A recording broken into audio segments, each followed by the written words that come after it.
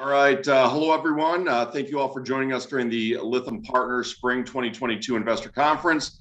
My name is Robert Blum, Managing Partner of Lytham Partners, and during this presentation, we welcome EcoWave Power, ticker symbol of WAVE, on the NASDAQ, and their Chief Executive Officer, Braverman. Today, I've asked Ina to run through the slide presentation. If there's time at the end, we'll engage in a short Q&A type session. Before I do turn it over to Ina, I want to remind everyone that the management is available for one-on-one meetings later this week.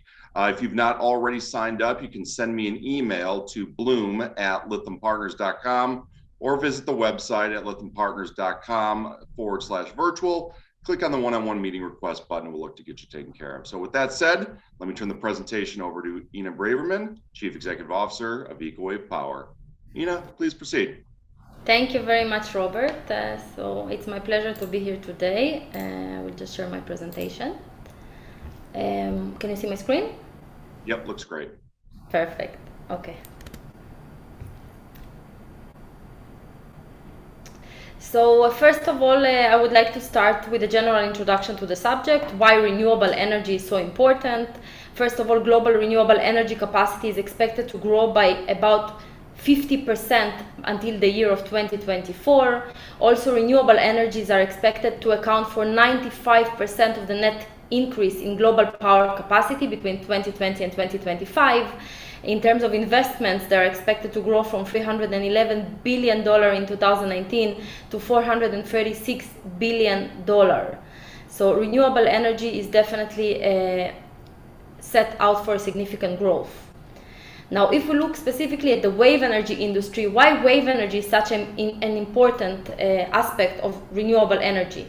First of all, 2.4 billion people, which are about 40% of the global population, currently live within 100 kilometers of a coastline. With this type of population distribution, the need for wave energy is undeniable. Also, wave energy has 832 times the kinetic energy compared to wind, meaning we can produce much larger electricity amounts with much smaller, thus cheaper devices. Another advantage of wave energy is that it can operate in suitable locations 24/7, meaning produce electricity in the day and also in the night, as opposed to solar, for example, which can produce only when the sun is shining, when there's no cloud coverage, and so on. According to the International Panel on Climate Change, the United Nations Climate Panel, wave energy on its own can produce at least twice the amount of electricity that the world produces now. So it's definitely a very significant source.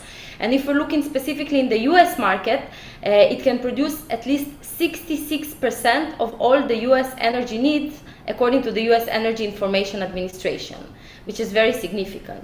And according to Biden's plan, which have presented a very ambitious goal of reaching net zero emission for the United States by the year 2050, we do believe that wave energy can become a significant part of the United States renewable energy mix and significantly assist in meeting such goal.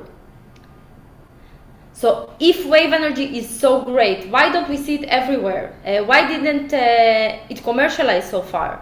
So basically the answer kind of lies in the photo in front of you.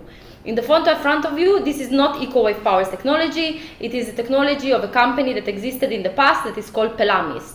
99% of our competitors have decided to do the same or similar to what Pelamis did. They basically decided to go into the offshore, which means 4 or 5 kilometers into the sea. When they went that far into the offshore, it created a number of difficulties. The first one was the cost of the systems. The costs were sky high. They built sometimes 100 kilowatts, sometimes even smaller power stations at cost of tens and hundreds of millions of dollars, because they needed ships and divers and underwater moorings and cables, which really made it not really cost efficient. On top of everything, even when investments have been made in this big scale, in the offshore, the waves can reach 20 meters and even higher. Which is like tsunami waves, and unfortunately no man-made stationary equipment can survive the loads of a 20-meter wave height. So Pelamis, for example, broke down after 3 days of operation on the coastline of Portugal, having total loss to the system. When insurance companies saw that it's so expensive to build offshore wave energy and it breaks down so often, they weren't really excited about insuring wave energy, which is also a big blow to the wave energy field, because of course, if you cannot insure something, then it creates much more fear about investing in that kind of sector. And environmentalists, which were supposed to be the greatest supporters and proponents of wave energy, were actually objecting offshore wave energy because it created a new presence on the ocean floor, which disturbed the marine environment. And on top of everything, these companies, these offshore wave energy developers, they got so preoccupied with trying to lower their costs and keep the reliability up or just not breaking down, is that most of them didn't even get the chance to connect to the electrical grid. So there became a big question mark on whether wave energy can even connect to the electrical grid. So here what we see on the screen, this is the EcoWave power technology. As you can see, it is something completely different. We don't go to the offshore, we install on existent man-made structures such as piers, breakwaters, jetties, and other types of marine structures.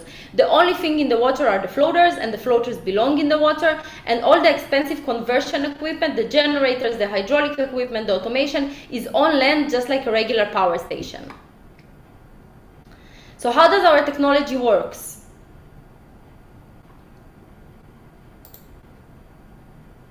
So basically our floaters are attached to existing structures such as piers, breakwaters, jetties, and other types of marine structures. They're going up and down with the movement of the waves and pushing the hydro cylinder, which transmits biodegradable fluid into land-located accumulators. A pressure is being built.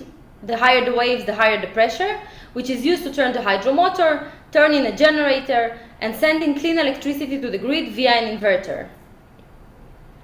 Here we can see some of the installation work of our grid-connected power station in Gibraltar. We can see that we needed no ships, no divers, no underwater works. We did it with simple forklifts and crane, showing the simplicity in the programming of the work in our installations. Here we can also see our Gibraltar power station from the inside and the outside. As I said before, the only thing in the water are the floaters, and the floaters belong in the water, and all the expensive equipment are in a container which is located on land just like a regular power station.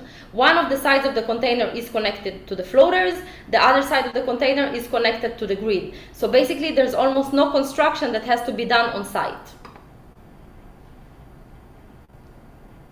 So what are the advantages of the EcoWave power technology? First of all, the technology is cost efficient. Our Gibraltar power station cost us only $450,000 in comparison to the hundreds of millions of dollars that the offshore technologies cost in development cost. This was a significant and still is a significant breakthrough for the wave energy field.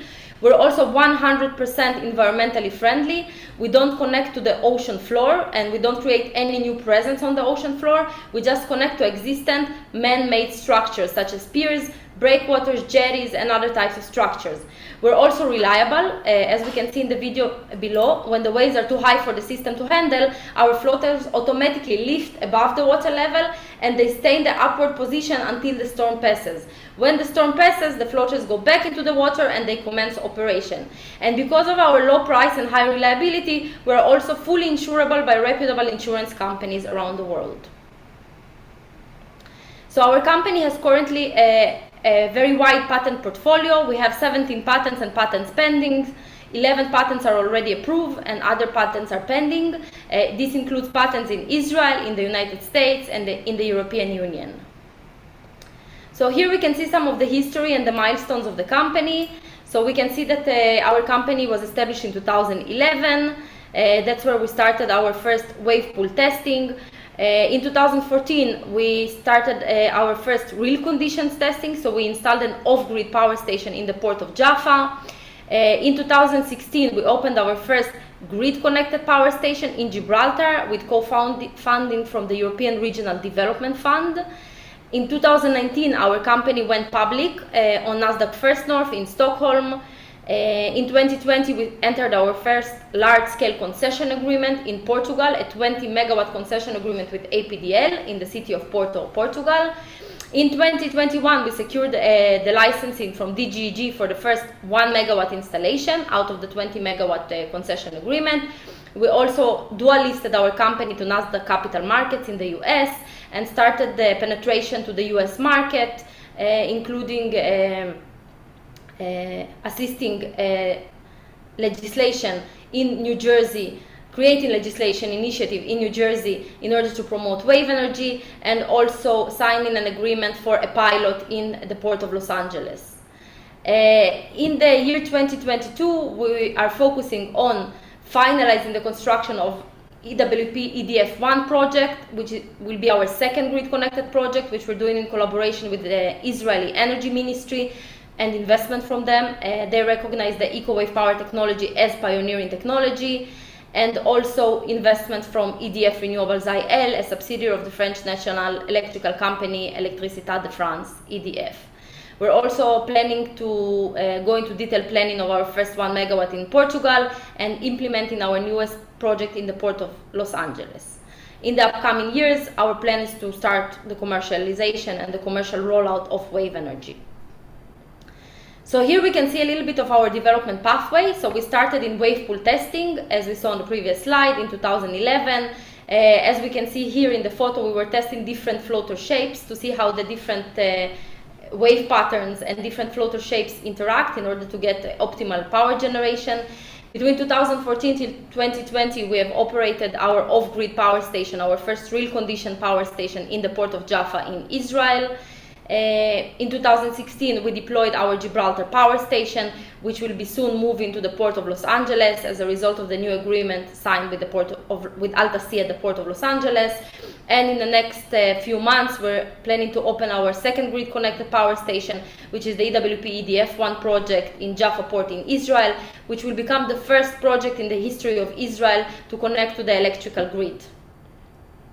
So here we can see a little bit of the inside of the newest Israeli power station, the EWP-EDF1 project.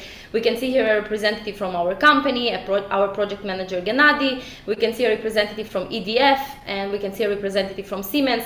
This is during a dry testing of the power station.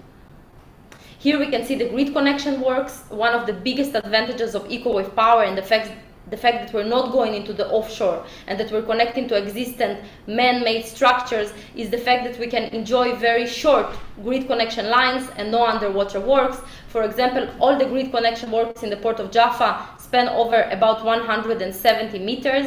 This is very, very short. Usually, as you may know, when you're setting up wind farms, they have to be far away from population density centers. So you have kilometers on kilometers of very lengthy and expensive grid connection lines. In our case, because we're most of the time putting our installation in ports, and ports are high consumers of electricity, we can just connect to the substation, which is located within the port, which makes the grid connection works very short in time and very cost efficient. So here we can see a little bit of what we did so far and our plans for the future. So as we said, our first grid-connected power station was the 100 kilowatt installed capacity power station in Gibraltar, which operated from 2016 until the year 2022, until now. This power station will be moving to the port of Los Angeles as part of the new deal that we signed with Alta-C at the port of Los Angeles. Another power station that we're planning to open this year is the EWP-EDF1 project, which will be also of 100 kilowatt capacity and will be the first time in Israel that wave energy will officially connect to the national electrical grid with co-investment from EDF Renewables IL and the Israeli Energy Ministry. And our next step is going towards our commercial rollout path and building the first 1 megawatt. So our company currently holds project pipeline of 325.7 megawatts, which includes 52 megawatts in Asia, 44 megawatts in Oceania, 22.5 megawatts in South America, 162.2 megawatts in Europe, 25 megawatts in North America, and also our newest planned projects in the US, which will hopefully be a pilot in New Jersey and a pilot in the port of Los Angeles in collaboration with Alta-C. So here we can see our expected revenue models. Our company can basically expect the following revenue models. The first one is JV or turnkey, meaning EcoWave Power will either establish a JV partnership to develop the project, the same like we did with EDF Renewables IL for the development of the Israeli project, or sell the equipment as turnkey. And another option is BOT, when we actually build, own, and operate the power station until we transfer it. For institutional investors who can pay a premium price to purchase the power stations. And our preferred revenue model is actually BOO, when we build, own, and operate the power station ourselves. So basically, our expected lifespan for the power stations is 25 years. We will act as the developer, we will build the power stations, hold it on our balance sheet, and make recurring revenues as soon as the power station starts operations for the 25 years, which is the lifespan of the power stations. The good thing about it is the fact that wave energy is a very new source of renewable energy, so some countries may give also a subsidized feed-in tariff, meaning good returns of investment on this kind of projects. Here we can see the company's board of directors. So the chairman of the board of directors is Mats Andersson. He is very experienced in board work, including publicly listed companies like Ranplan and other ones. We also have Elias Jacobsson, who is a board member from Sweden. His experience is from the wind industry, and this is why he's very strategic for the company. And also in the board, David Leb and myself, who are the co-founders of EcoWave Power. Here we can see the team of EcoWave Power. So Aaron is our CFO, Emily is our EPC, Gennady is project manager. We have also our business development team, including Pedro, Matthias, Anna, Isaac, and other employees in the company. So why EcoWave Power is a winning combination? First of all, EcoWave Power has a substantial project pipeline, whereas most of our competitors are still in very early development phases or R&D phases. EWP already has a significant projects pipeline of 325.7 megawatts. In addition, we have significant operational experience in real conditions. We've operated a grid-connected power station in Gibraltar since 2016, and we're in construction, in final stages of construction of our second grid-connected power station in Israel. We also have a support from the research community. According to IRENA, the International Renewable Energy Agency, they published a recent report that points that point absorbers, which is the type of the EcoWave Power technology, will be the type of wave energy technology that will dominate the market. And we have very strong strategic partnership, such as our partnership with EDF Renewables IL, Meridian Energy in Australia, and our recent partnership with Alta Sea in the Port of Los Angeles. So I would like to finish by saying that basically I'm not objective. I'm a strong believer in wave energy, but I do think that in order to have a 100% environmentally friendly world, we need to combine all renewable energy sources together, which is wave and wind and solar and tidal and any type of other renewable energy source. This is why one of our recent patents is actually adding solar panels on top of our floaters as a way of utilizing the space, because our floaters don't have any expensive equipment inside them, so we can easily utilize the space on top of the floaters in order to generate additional electricity and combining wave energy with solar energy. And our company is recognized by the United Nations. We won the Global Climate Action Award. We're an efficient solution according to the Solar Impulse Foundation. We're part of the Sustainable Market Initiatives of Prince Charles and the World Economic Forum. And we're recognized by the European Commission. Thank you. Perfect. Ina, thanks so much for that overview here. I think we have time for just a couple of questions here. I mean, look, the concept of wave energy itself is not necessarily new. There's been no shortage of companies, many much larger, who've tried to commercialize, various technologies over the last few decades, as you kind of mentioned in your presentation there. What do you believe it is that makes you different, and how will you succeed where others may not have? So as I said in the presentation, about 99% of the competitors or the developers in the wave energy field decided to go into the offshore. The offshore is 4 or 5 kilometers into the sea. Once they did it, it was very expensive. It was breaking down all the time. They were struggling to get insurance. The environmentalists were objecting it because of the new presence on the ocean floor, and they were struggling to connect to the grid. What EcoWave Power did, we took a completely different path, a completely different approach. We don't go into the offshore. We only install an existing man-made structure, thus making us cost-efficient, reliable, environmentally friendly, easily connected to the grid, and fully insurable. If we look at another example of commercializing of renewable energy, we can look at the wind industry. For the first 100 years, the wind industry never built an offshore wind turbine. They focused on building wind turbines only on land. Only after 100 years, when they got technological expertise and financial stability. Only then they went and built the first offshore wind turbine, which was off the coastline of Denmark. I believe that wave energy needs to do the same thing. Starts where it's cost efficient and where it is easy, and then go in the future to the offshore. You just mentioned capital here a moment ago.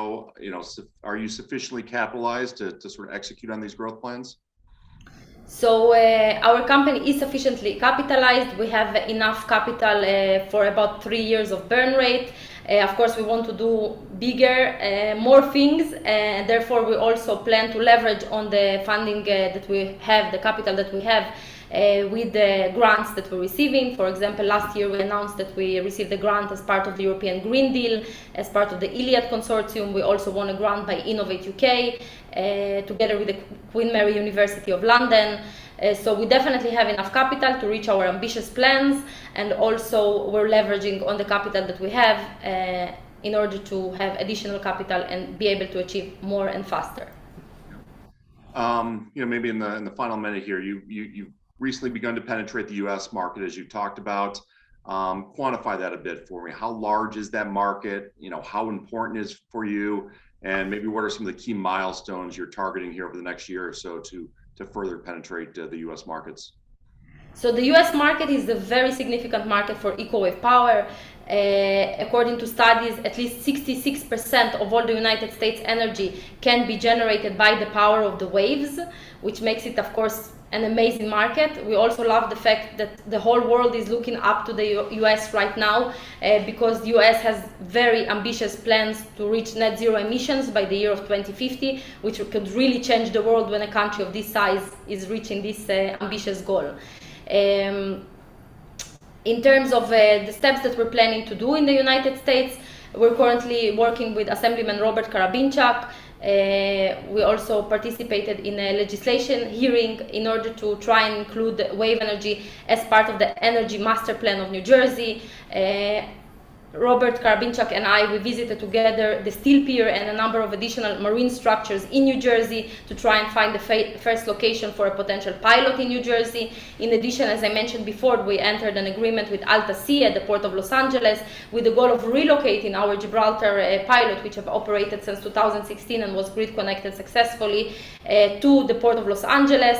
I believe this will be amazing news for the United States, having their first operational onshore, nearshore wave energy facility, and will definitely enable us to create the awareness of media, of investors, of general public, of researchers, and so on, to the advantages of wave energy. Plus, I think it will probably be the only wave energy that you can actually go and visit, because when you install in the offshore, it's just coordinates on the map, so you need to take a boat and then you only see a big floater with all the equipment inside. Here you will actually be able to walk into the power station, see how the motion of the waves is turning right in front of you to clean electricity, which I think is very, very cool. Fantastic. Well, look, we'll leave it there. Thank you very much for your time today. Thank you for the presentation. Greatly appreciate it. Again, I'll remind everyone out there that if you've not already signed up for a one-on-one meeting, you'd like to do so, please send me an email. Again, that's blum@lythampartners.com, or again, visit the website for additional details. We hope you enjoy the conference. Ina, thank you so much for your time. Thank you for having me.